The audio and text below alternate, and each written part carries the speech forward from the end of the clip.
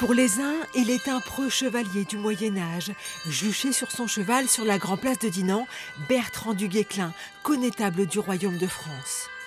Pour d'autres, il est le Breton qui a combattu aux côtés des Français, en un mot, un traître. Du Guesclin a perdu la tête. La statue du chevalier a été décapitée ce week-end, une action revendiquée par un comité breton inconnu jusqu'à présent. Pourquoi du Guesclin est-il le mal-aimé ? C'est la question d'ici. En l'an de grâce 1320, année de naissance de Bertrand du Guesclin, l'histoire que Frédéric Morvan enseigne à ses élèves n'a pas encore cours.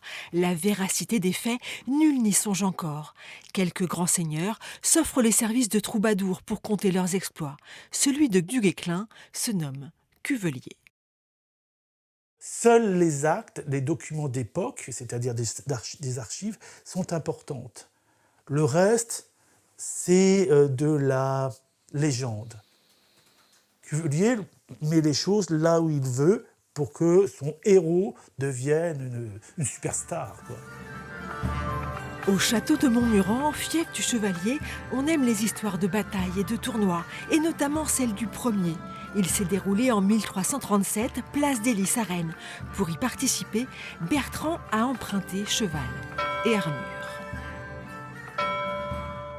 Il était surnommé le cavalier inconnu parce qu'en fait, il était inidentifiable. Il n'avait pas de blason ou autre. Et en fait, il a désarçonné tous ses adversaires au nombre de 11 ou 12.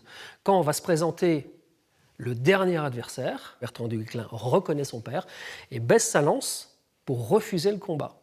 Et à ce moment-là, il relève son aume, le père reconnaît le fils, et Bertrand du Guesclin étant blessé, il prend du sang, barre ses armoiries et lui donne ses propres armoiries, d'où les armoiries de Bertrand du Guesclin, un aigle bicéphale barré de rouge.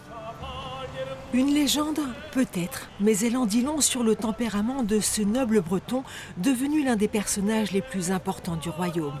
Il est fait chevalier dans la chapelle de Montmuran, après un autre fait d'armes, tout aussi légendaire. C'était le soir du jeudi saint, 1354. La dame de Montmuran a donné un grand banquet, voulait donner un grand banquet à Montmuran. Donc forcément, le vin allait peut-être couler un peu plus à flot que d'habitude. La garde serait relâchée. Et les Anglais voulaient profiter de cette occasion pour prendre Montmuran par surprise.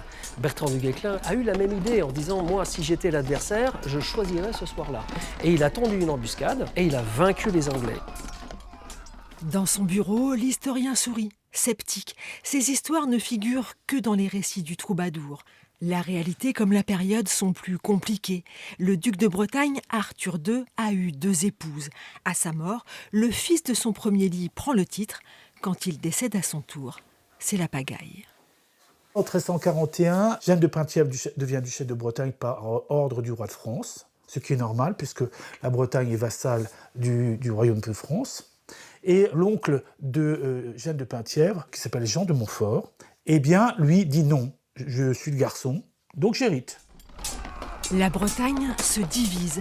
Bertrand du Guesclin est le vassal de Jeanne de Penthièvre. Il prend donc les armes pour celle qui est soutenue par le roi de France. D'autres Bretons, eux, se rallient à la branche rivale, la famille Montfort, défendue par le roi d'Angleterre. Sauf que la réalité historique est la suivante. En 1379, le roi de France, Charles V, décide d'annexer le duché de Bretagne. Et donc du Guesclin va s'y opposer. C'est-à-dire que ses amis vont aller chercher Jean IV de Montfort et il va le faire revenir en Bretagne. Et du Guesclin, malgré les ordres du roi de France, n'attaque pas. Mais pour certains, en s'alliant au roi de France, Bertrand du Guesclin a collaboré.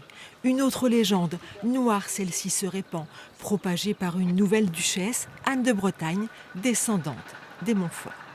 Elle ne supporte pas, évidemment, les Penthièvre, puisque ce sont les ennemis de sa branche. Ce qui fait qu'elle a payé des historiens qui ont mentionné des choses pas gentilles pour du Guesclin. Et c'est parti comme ça. Et ça a continué. Une statue du connétable est brisée à Rennes en 1951. Une autre est détruite par une explosion en 1977. On lit parfois « Trahitour »,« traître » près de son nom. C'est pour ça que les historiens sont là, pour dire la vérité, pour remettre les choses d'équerre, c'est-à-dire leur dire non, c'est pas comme ça, c'est ce que vous croyez, c'est pas la réalité, c'est de la propagande qui provient du Moyen-Âge, d'Anne de Bretagne, même avant. Il va toujours y avoir une petite guéguerre. Il était breton, il s'est rattaché au roi de France, donc c'est un traître, mais on peut dire que ses actions militaires étaient pour le roi de France, mais son cœur est toujours resté en Bretagne puisqu'il était afféodé à la dame de Penthièvre. À la mort de Du Guesclin, son corps est inhumé dans la basilique Saint-Denis, aux côtés des rois de France. Son cœur, lui, est conservé à Dinan, en Bretagne, comme un symbole de la lutte intérieure du chevalier et de tous les combats que son histoire allait faire durer plusieurs siècles.